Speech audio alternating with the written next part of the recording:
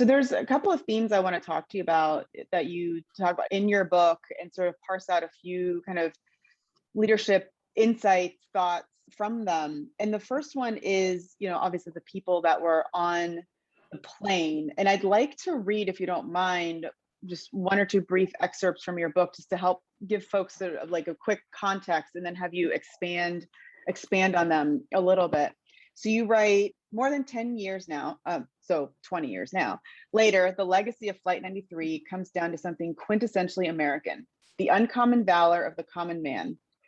On one of the darkest days in U.S. history, with unimaginable horror gripping skies above Western Pennsylvania, the passengers and crew on the hijacked Boeing 757 rose as one to confront a new breed of fanatical terror is bent on destruction.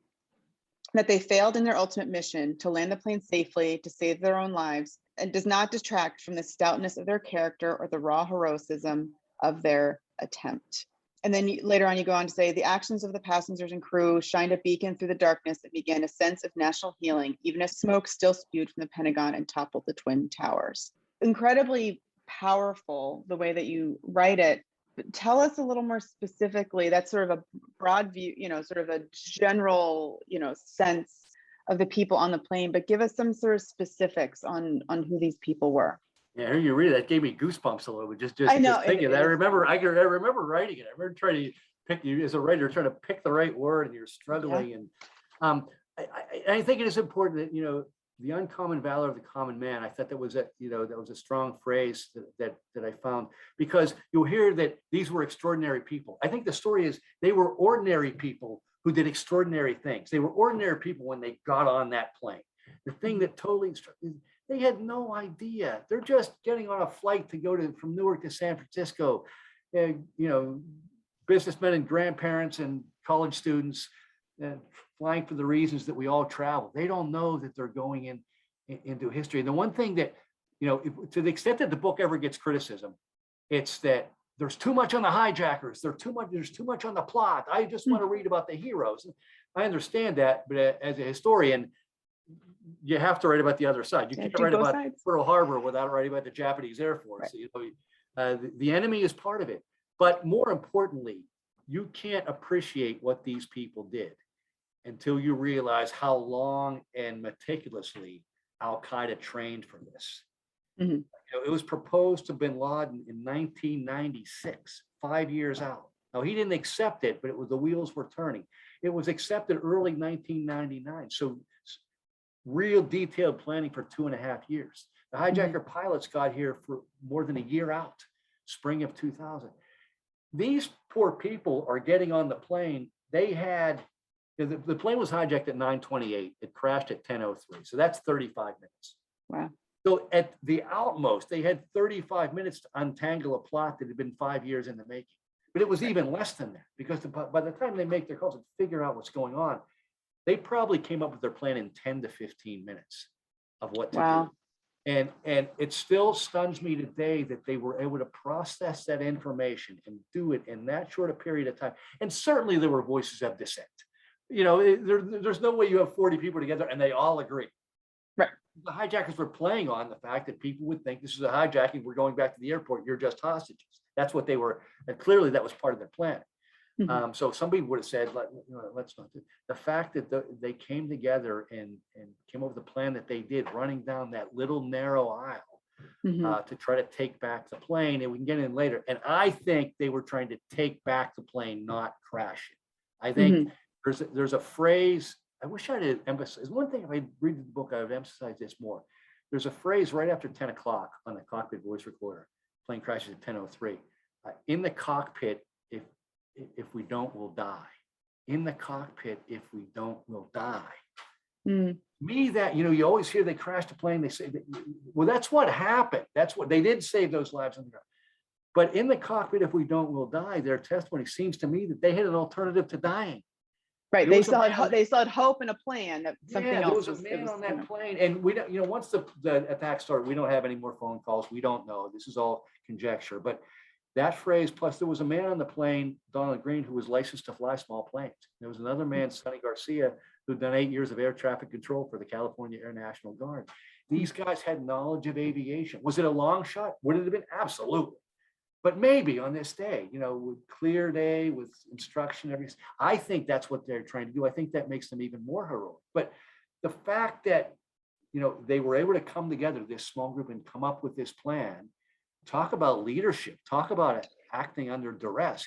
Tom Burnett, who's the guy that I think was the leader, he was a history buff, and his wife had written in a book that she wrote about him and her calls, that he always would talk about Gettysburg and other these battles and say, I wonder if I would have had the courage to do what these men did. Certainly, And I felt the same way when I read it. I thought, yeah, yeah. I'm not sure. I probably And we don't know, stunned. and you don't know until you get in that situation. Hopefully you or I will never be in that situation. Right. But these people were put in that situation, and they didn't have much time to think. They couldn't say, well, what's my legacy going to be? How are we going to people think? They had to act. And to do that, it was a group effort. We'll never know all the details. Like I said, I think Burnett was probably the leader, but there were so many. This was a group effort. So much. One thing that frustrates me, there's so much when I volunteer out there. Everybody wants to hear the story. Todd Beamer, because he's the guy who said less. Great story. He was certainly a hero. He was certainly part of it, but he was one of only many heroes. This couldn't have been done by one person. It was done by a group. And, there was a flight attendant, Sandy Bradshaw, who was back boiling water to throw on the hijackers. Another flight attendant, C.C. Lyles, had been a police officer. There was a couple on there that had been grief counselors. They played a role. Certainly people were terrified. Everybody couldn't run down the aisle and attack the cockpit. Right. Hilda Marson, who's a 79-year-old grandmother, wasn't doing that, but she might have been comforting somebody else. I think with that role, everybody, I think, probably had a role. It wasn't all attack the cockpit. There were certain people who did that. Right. But they came together, and I stand in awe of that, because in the brief period of time they would have had to process it up in the air without the information that we had, and without the images. What would your wife on the phone saying a plane just hit the World Trade Center? What would that look like in your head if you had? We don't know the video. Right. I just can't imagine processing that information as quickly as they did. Absolutely. And I think it does speak to the idea, in leadership, sometimes we think about, oh, the leader is only the one that's doing the big acts and the heroic acts and making the giant decisions and up at the top, telling everybody what to do and directing and whatnot. And, we at Diamond Six, we often say, like, everyone is a leader in their own way, in their own capacity, every single day, whether you're I don't care if you're a COO or you're a mom taking your kid to daycare, you are in some way, you're constantly leading. And we also have to take on different leadership roles, and so I think that's what they were able to do, and amazingly able to do, like you said, so quickly and so automatically, that everyone found their role. And like you said, and not everyone can run down the aisle and do the big thing. You need all the supporting, leaders around you as well to make that possible, and not derail any kind of plan that you may have or attempt to be trying to pull off. And it's just, it's frustrating that we can never know the details. And what we do know is from, just the cockpit voice recorder, which was chaotic, and the phone calls to loved ones, which weren't recorded. It's the testimony of what they said they heard. Right. But if you piece it all together, you can kind of figure. The thing that hit me though was the plane was hijacked at 9:28. I always like to say that the people on the other three flights were no less brave. They just didn't have the opportunity. Flight 93 took off 40 minutes late. The hijackers had chosen 4 flights that would take off within a 25-minute time frame. If they had all taken off on time, I mean, the idea was it was happening so fast no one could react. Totally different outcome. It was Newark airport traffic, and anybody who's flown out of the New York City area knows that it was 40 minutes late taking off. So by the time they're hijacked and they start making calls, which is about 9:30. The first plane hit at 8:46. The second one hit at 9:03. That's when we know there's something. So coverage had been on the air for more than a half hour when these people are calling, and their loved ones are saying planes are hitting buildings on the East Coast.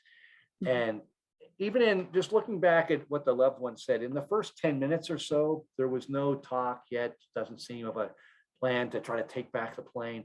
It wasn't until the third plane hit the Pentagon, which happened at 9:37. So by the time that's processed and reported to the media, it gets out and the wives tell the husbands, it's probably about 9:45 or 9:45. Their counterattack began at 9:57. they had like 10 or 12 minutes to figure this out. Wow. That if you had 2 hours to figure it out, it would be amazing.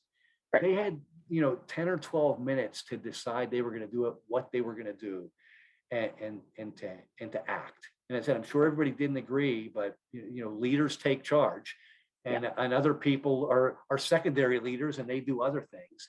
And again, as I said, right, I can't stress more of it. I stand in awe of what they did that quickly under those circumstances, not knowing what we know on the ground, much less what we know. Right. Having little to no information really about anything. Yeah.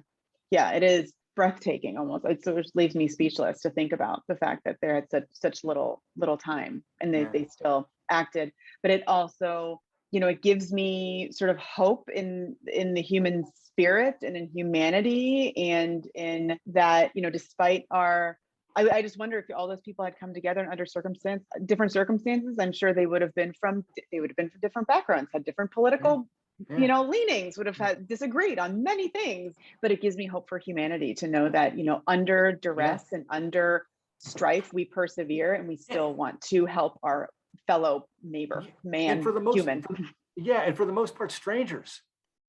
Obviously there's a married couple, there's a few people traveling in twos, but they didn't know each other. It would have been remarkable if it was a group, it was a sports team or a group traveling together. Right.